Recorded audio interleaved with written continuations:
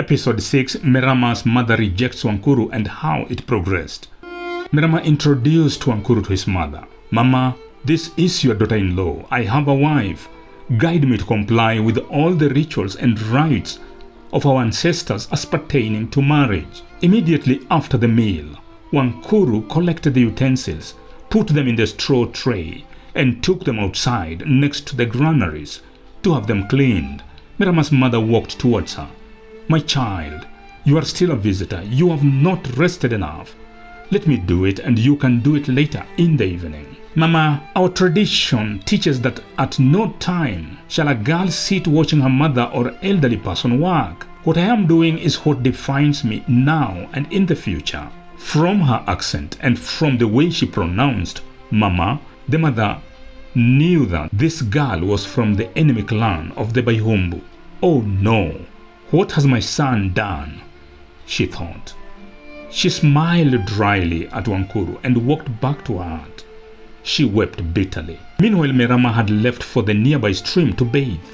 He walked back to the homestead only to find Wankuru seated alone under the Egesenda tree. Within the compound, he walked up to her and inquired where his mother was. She told me that she is taking a nap. She has a mild headache. Wankuru expressed desire to bathe. Merama told her to draw water from the water pot standing near the entrance to the ehero. He then guided her to a nearby shrub that gave perfect concealment and told her to bathe from there as he looked the other way. After she was done with bathing, Merama led her to his hut and offered her a seat as he sat on the bed and asked her to tell him her story. And this is Wankuru's story.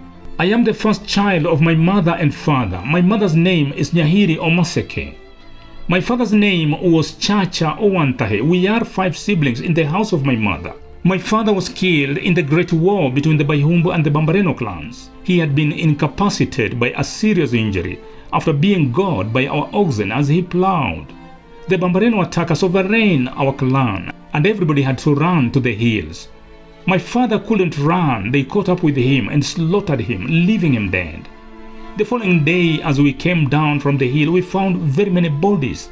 Many of them bore the marks of a spear. It is said that more than 500 of our people lost their lives, but I'm not sure. At the time of his death, my father had 2 wives. He had just married the second wife, 2 seasons only. She left soon after his death. I hear she delivered to a baby girl, so I have another sister by my stepmother. My mother has raised her single-handedly. It hasn't been easy for her. She works extra hard for our upkeep.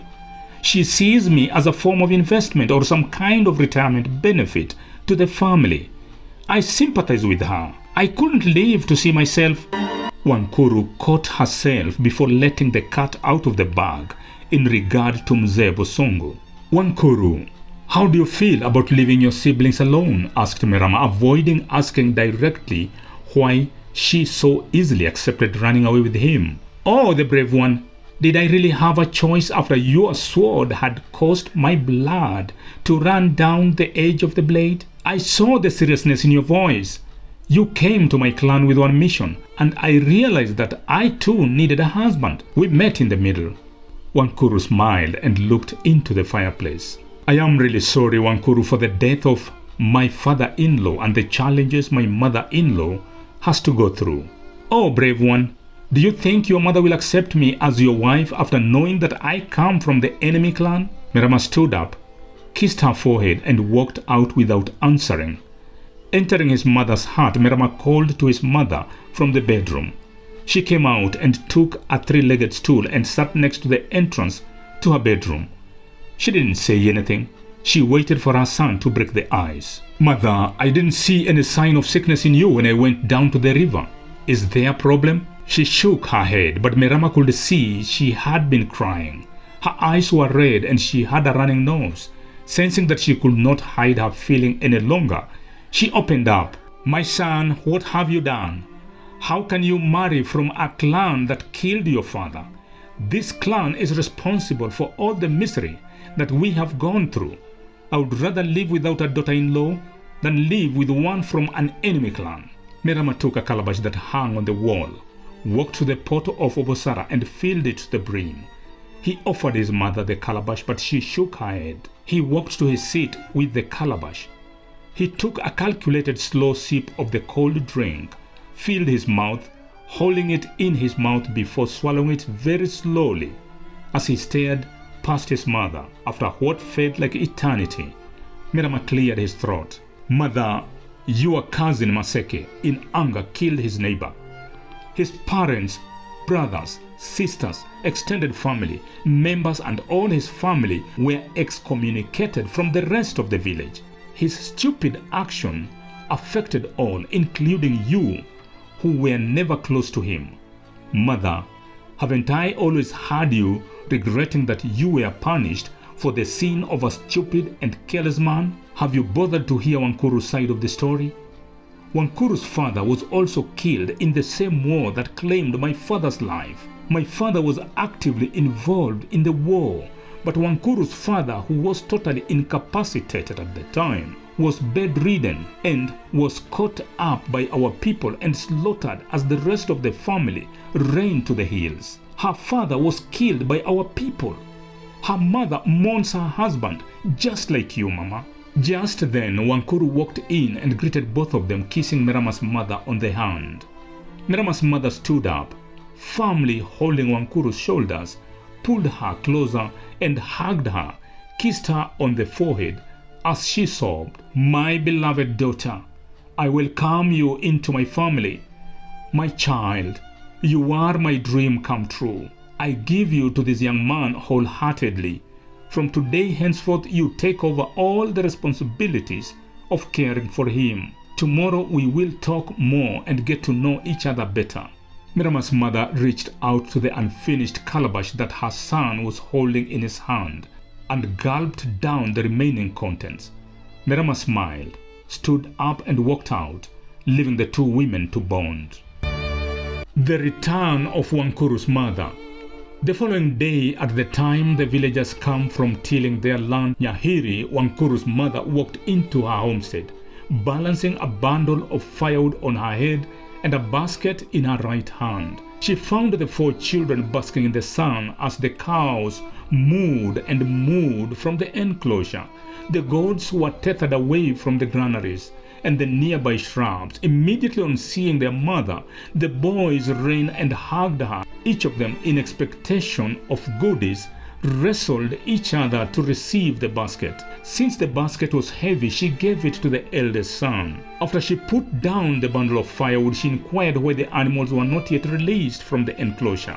Moseti, the eldest son, said, "We are waiting for Wankuru to milk the cows before we take them out." Nyahiri asked, "Where is Wankuru? Why hasn't she milked the cows?" "We haven't seen her since morning, Mama. We woke up only to find the door closed. I looked for her all over the homestead, but she was nowhere to be found. I don't know her whereabouts." Nyahiri went in and got the milking gourd and the milk pot and entered the enclosure to milk. There were 10 cows that needed to be milked.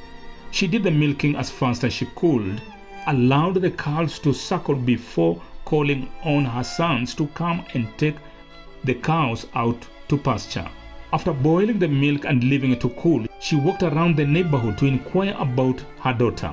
Her best friend said that the last time she saw her was 2 days ago. After visiting 3 nearby homesteads without any luck, Nyahiri walked back with a dark cloud of anxiety and fear descending upon her. She remembered Wankuru's concerns that she felt devalued to have been betrothed to old man Mzee Bosongo. She had openly stated that she would prefer dying to being married to Bosongo. She thought, "Oh no, Wankuru can't have eloped with another man. Worse still, I hope she didn't embrace suicide." Nyahiri walked to her homestead and called her sons. She asked them to describe yesterday's events. After listening to their description of the previous day's event, Nyahiri could not make head or tail of the situation. She stood up and started pacing to and fro, with her hands resting on top of her head. As she mumbled and talked to herself, her instincts were on edge. She wailed, "Where is my daughter? Where is my daughter? Where is my daughter?" Just then, an elderly woman passed by and overheard the anguish in Nyahiri's voice and slowed down. Mukongo, woman, what is it? Viewer, thank you for watching episode 6 of Merama of the Abakuria. What is it that transpired after Nyahiri discovered that Wankuru is no more? Don't miss out on the next episode.